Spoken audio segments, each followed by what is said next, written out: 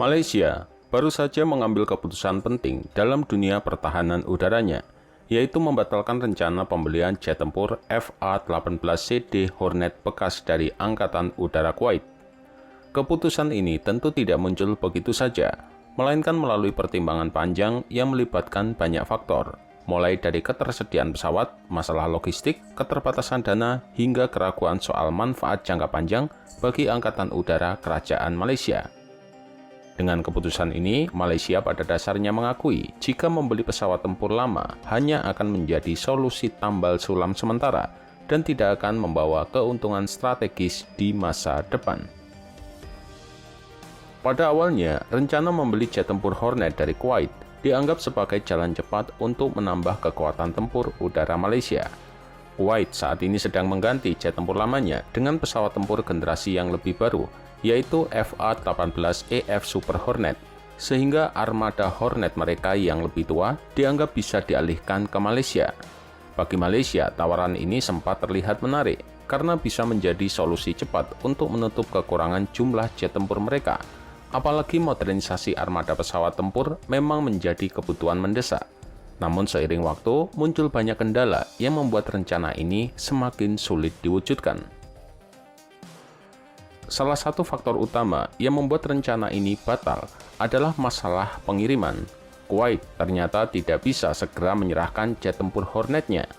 Proses transisi ke Super Hornet ternyata mengalami penundaan karena beberapa hal, seperti dampak pandemi COVID yang memperlambat banyak proyek militer di dunia, serta prioritas pengadaan Angkatan Laut Amerika yang membuat antrian pengiriman pesawat baru semakin panjang.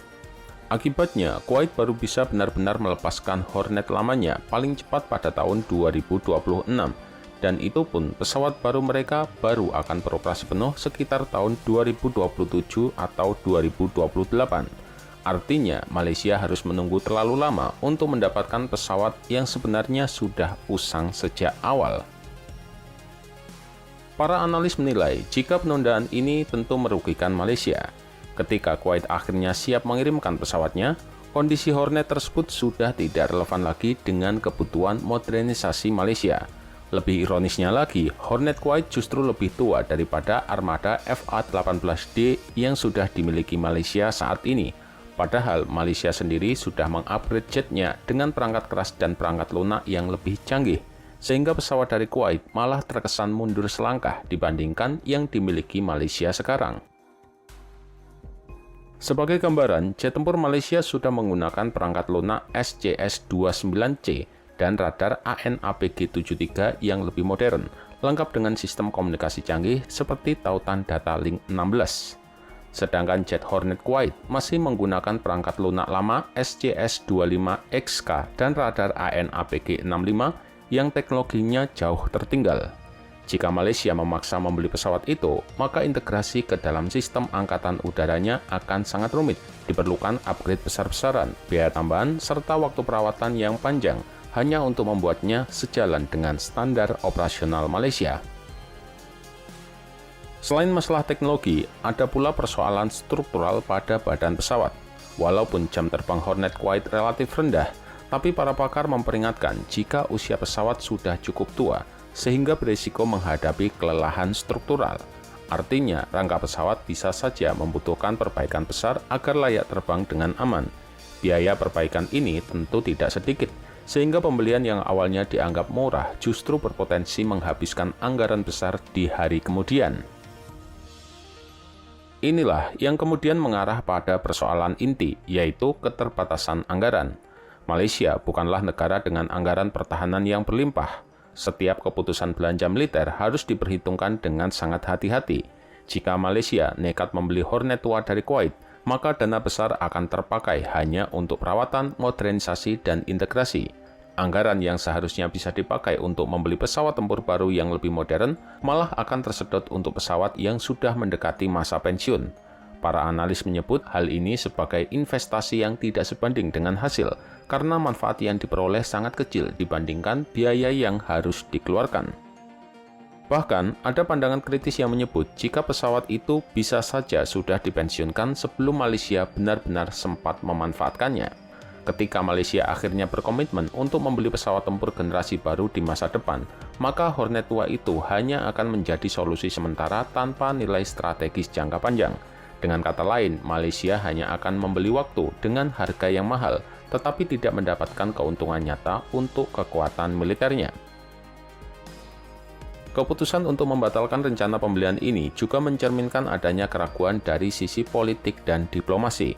Transfer pesawat tempur dari Kuwait ke Malaysia sebenarnya memerlukan persetujuan dari Amerika Serikat karena semua produk pertahanan Amerika tunduk pada aturan ekspor senjata Amerika.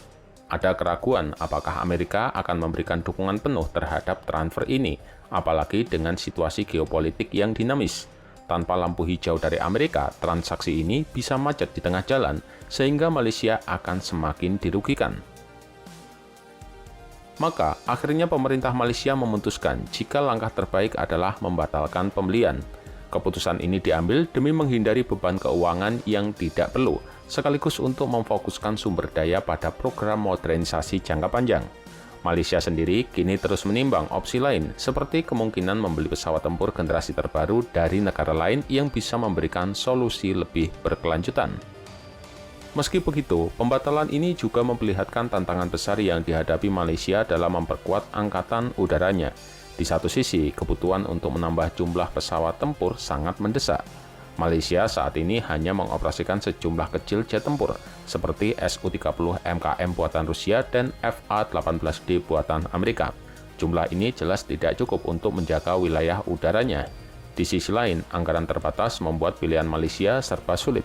Membeli pesawat baru membutuhkan dana yang sangat besar, sementara mengambil opsi murah dengan membeli pesawat bekas juga tidak selalu menguntungkan.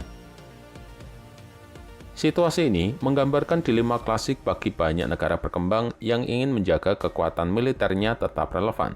Membeli pesawat tempur modern seperti F-35 atau Rafale tentu menggiurkan, tetapi biayanya bisa membebani anggaran negara selama puluhan tahun. Sementara membeli pesawat bekas seperti Hornet Kuwait memang lebih murah di awal, tetapi biayanya akan membengkak seiring waktu karena perawatan dan modernisasi. Dalam konteks ini, keputusan Malaysia bisa dipandang sebagai langkah realistis. Alih-alih menghamburkan dana untuk solusi jangka pendek yang penuh risiko, Malaysia memilih menahan diri dan memfokuskan perhatian pada opsi yang lebih menjanjikan di masa depan. Para pengamat militer menyebut langkah ini sebagai bentuk kedewasaan dalam pengambilan keputusan strategis.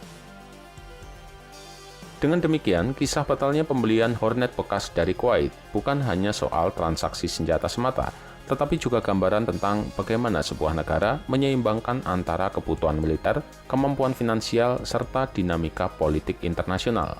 Keputusan ini menunjukkan jika tidak semua tawaran cepat dan murah layak untuk diambil, terutama jika resiko jangka panjangnya terlalu besar.